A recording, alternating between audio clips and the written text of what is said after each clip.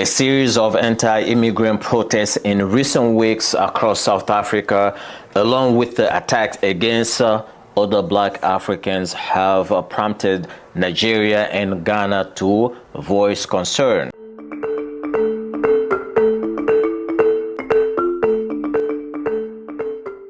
In fresh demonstrations on Wednesdays, hundreds of people marched in the eastern city of Durban and other cities to demand that the government take actions against undocumented immigrants operating businesses such as small shops. Demonstrations in previous months have also sought to deny undocumented foreigners access to South African clinics and hospitals. Africans living in South Africa are closing their shops because of the ongoing protests and their fear of harassment and looting. Africans are living in fear, and it does not seem like the South African government is helping them. Look at these ordinary South Africans going into clinics and asking other black people to show their documentation. And if they don't have a documentation, these people would ask them to leave.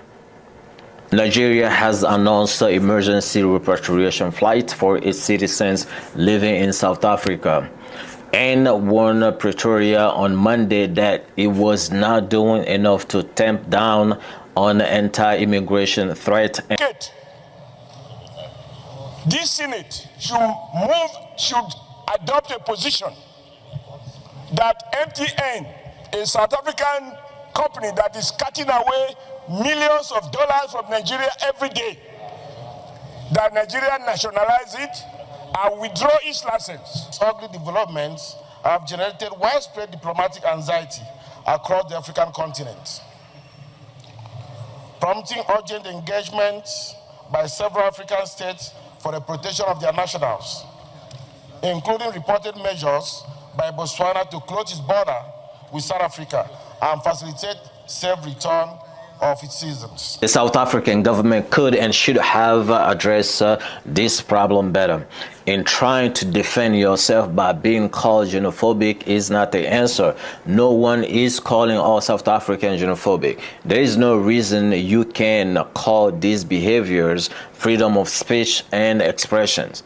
It's great, and we would love if this right were respected across the entire continent. However, what is happening in South Africa is not a freedom of speech or expression. It's criminal activities. Look at these people out in the streets, armed with weapons, looking for non-South Africans. And what do you think they would do to the non-South African if they can find them? I believe there are law enforcement officers and immigration law enforcement officers in South Africa. These law enforcement agencies should enforce immigration laws, not a bunch of criminals. Every nation has its laws, rules, and regulations that must be followed. No one is denying that. Everyone should come in the right way. No exception, whether you are African or not. As I stated in my previous video regarding this issue, we Africans came to your rescue during your dark days. We provided your freedom fighters with a place to reside and train, food and weapons so they could fight on your behalf and free you. We help you all South African physically and financially. So slow down, think, and be grateful for other Africans. Here, let's watch what Julius Malema had to say. In thinking. Yeah. So, and these Africans, when you needed them, they were there for you. The frontline states were there. People got killed in Lesotho. People got killed in Mozambique. People got killed in Swaziland, in Botswana, because they were suspected to have been harboring the terrorists, meaning your liberators, your liberation movements were alleged to have headquarters in those places. Someone says, don't tell us about Nigerians. You even go to an extent of saying Nigerians gave us money for our liberation. It's true. From the civil servants of Nigeria, monies were deducted from them to support the liberation of South Africa. So So today we're in a comfortable place. We say we don't want them. The EFF agrees that we don't want undocumented people in South Africa. How can we say South Africans must get IDs and then welcome people who are not undocumented? Everybody has to be documented so that if any wrongdoing happens, for whatever reason we're looking for you, we need to find your location. Yeah. So we need to find a way. They are here already. You go and put them in Lindela with our state money, which you are saying it's supposed to buy medicine. We pay buses, we take them back. They come back the following day, not next week. So what would be your solution as the EFF? The solution is let's go and document these people. So don't deport them, rather find a way to formalize them. We need to document them, because whether you like it or not, my brother, they are here. You know what they do in December? They hand themselves over in Lindela so that they can go and eat Christmas at home. And then in January, they... My South Africans, brothers and sisters, please listen to Julius Malema once again telling you the truth. They are scared of white people. Look at them. When they speak to a white person, they are very respectful. They show manners. When they speak to a black person, they are violent. But let's ask a question. After you marched and say you don't want Zimbabweans, you don't want Nigerians, you don't want Ghanaians, you close shops, you march. Why are you not coming back to tell us the following day that after that march, we expelled 10 Zimbabweans, and out of those 10 Zimbabweans, we're able to give 10 South Africans jobs? There is no such a report. Why?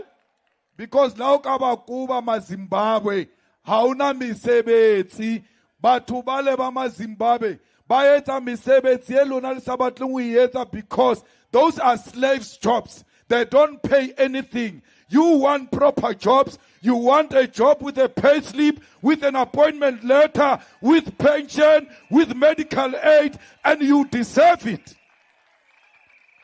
But why are we fighting each other? It is the same people who made us fight each other during apartheid, black on black violence. They sponsored it. The same provinces where blacks were killing blacks during apartheid, sponsored by apartheid government, is the same provinces where blacks are beating blacks today. The script is the same. The writer of the script is the same. Why do you ask me? Unkupa orna, koncha ngwana, koskolong ka is not South African.